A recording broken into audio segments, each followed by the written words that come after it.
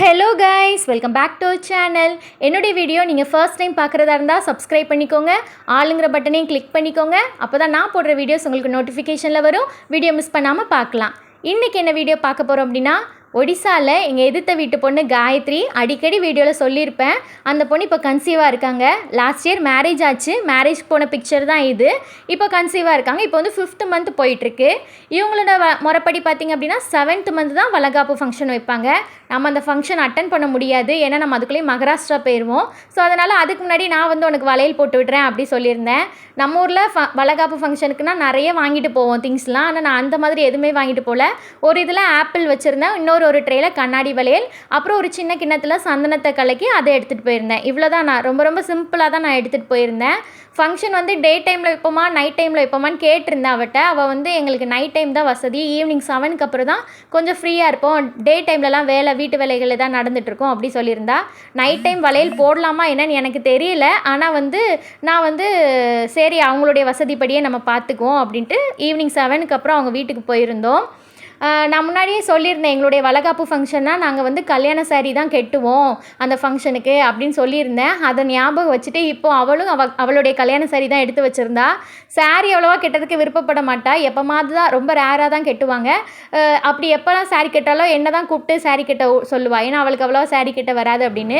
இந்த ஃபங்க்ஷனுக்கும் அதுமாதிரி நீங்கள் தான் கெட்டி விடணும் அப்படி சொல்லியிருந்தா. ஸோ அவளுக்கும் போய் சாரீ கட்டி விட்டுட்டு வந்து அதுக்கப்புறம் வந்து அந்த ட்ரேயில் கொஞ்சம் இதெல்லாம் எடுத்து வச்சிட்டு இருந்தேன். நம்ம ஊர் சைடும் யாராவது கன்சீவாக இருந்தாங்க அப்படின்னா ஒரு 3 months வரை நம்ம வெளியே சொல்ல மாட்டோம், அதுக்கப்புறம் தான் சொல்லுவோம். அதே மாதிரி தான் இவங்களும் 3 months வரை வெளியே சொல்லலை. மேக்ஸிமம் வந்து நாங்கள் இருக்கிற இந்த பில்டிங்லலாம் அவ்வளோவா யாருக்குமே தெரியாது கன்சீவாக இருக்கான்னு.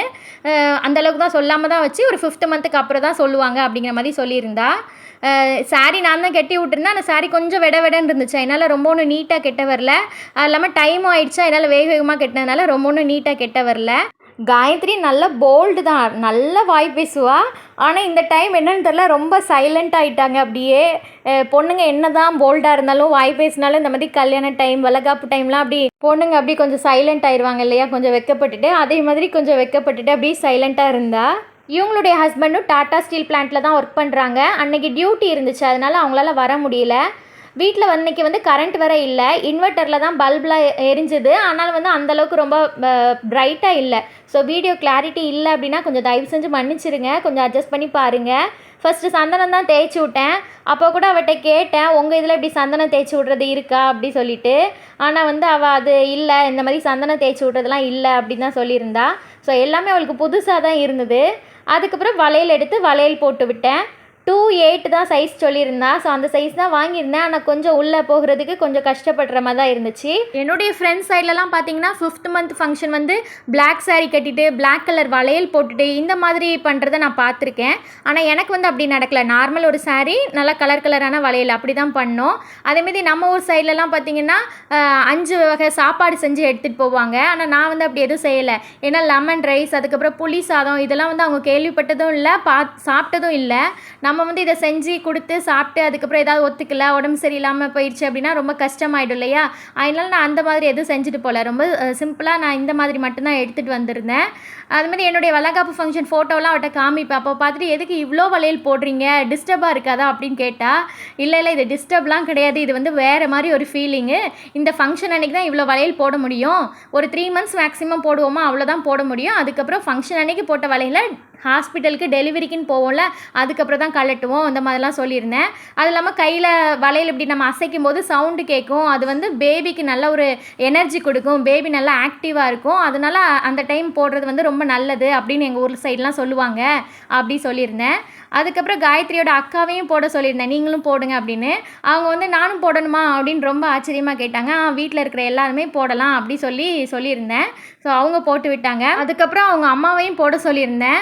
காயத்ரிக்கு அப்பா கிடையாது, அதனால் வந்து ஹஸ்பண்ட் இல்லைன்னா நாங்கள் போடக்கூடாது அப்படின்னு அவங்க அம்மா சொல்லிட்டாங்க. இல்லை உங்கள் பொண்ணு தானே, நீங்கள் போடலாம், அதெல்லாம் ஒன்றும் பிரச்சனை இல்லைன்னு. இல்லை போட வேண்டாம் அப்படின்ட்டு சொன்னாங்க. ஸோ அதனால் நான் அதுக்கப்புறம் அவங்கள கம்பல் பண்ணல. அதுக்கப்புறம் அவங்க வீட்டில் ஒரு குட்டி பொண்ணு உண்டு, காயத்ரியோடைய அக்கா பொண்ணு, 7th படிக்கிறா. அவளையும் நீ வந்து போட்டு விடு அப்படி சொல்லியிருந்தேன். அதுக்கப்புறம் அவளும் வந்து வளையல் போட்டு விட்டா. ஆக மொத்தம் எல்லாமே பார்த்திங்கன்னா எல்லாருக்கும் ரொம்ப ஒரு புதுசாக தான் இருக்கும், புது எக்ஸ்பீரியன்ஸாக தான் இருக்கும். ஆனால் நல்லா ஜாலியாக என்ஜாய் பண்ணாங்க. இந்த மாதிரிலாம் இருக்குது அப்படி சொல்லிட்டு நல்லா என்ஜாய் பண்ணாங்க. காயத்ரிக்கு என்னோட ஏஜ் தான்.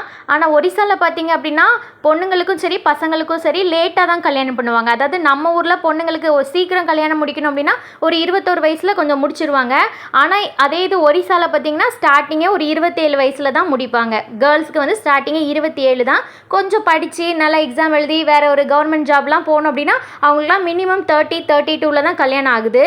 இதே இது ஜென்ஸுக்கு பார்த்திங்க அப்படின்னா ஸ்டார்டிங்கே 35 அந்த மாதிரி தான், 32 33 தான் ஸ்டார்டிங்கே. அவங்களும் கொஞ்சம் படித்து எக்ஸாம் எழுதி பாஸ் பண்ணி போனால் கொஞ்சம் 35 37 அந்த மாதிரி தான் கல்யாணம் ஆகுது. அதனால் ஒரிசாவில் பார்த்திங்கன்னா நம்ம தமிழ்நாட்டை விட ஜென்ஸுக்கும் சரி லேடிஸ்க்கும் சரி லேட்டாக தான் கொஞ்சம் வயசில் தான் கல்யாணம் முடிக்கிறாங்க. அதுக்கப்புறம் ட்ரிஷானையும் கூப்பிட்டு நீனும் வளையல் போட்டு விடுடா அப்படி சொல்லியிருந்தேன். அவருக்கு வந்து இப்படி சந்தனத்தை தேய்க்கும் போதெல்லாம் அவனுக்கு ரொம்ப சிரிப்பாயிருச்சு. நல்லா ஜாலியாக என்ஜாய் பண்ணி அப்படி வளையல்லாம் போட்டு விட்டார். வளையல் வளையல் வளையல் போட்டு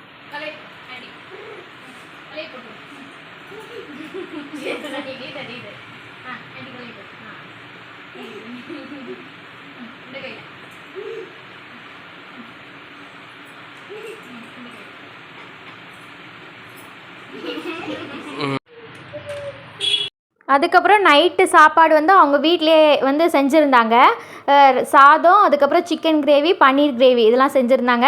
நல்லாவே சாப்பிட்டுட்டு அப்படியே கதை பேசிட்டு நல்லா ரொம்பவே ஜாலியாக இருந்துச்சு. அப்புறம் ஒரு சிஸ்டர் கேட்டிருந்தாங்க, நீங்கள் எப்படி அவங்க கூட கம்யூனிகேட் பண்ணுறீங்க, ஹிந்தி தெரியுமா ஒரியா தெரியுமான்னு கேட்டிருந்தாங்க. ஒரியா சுத்தமாக தெரியாது, ஹிந்தி தான் தெரியும். ஸோ ஹிந்தியில் பேசிக்குவோம். ऐसा ही कुछ बात कर लीजिए या ऐसा ही उसको वही मम्मी बोल रही थी कि वो बार-बार उसको मम्मा पापा बोलो जाके उसको बोल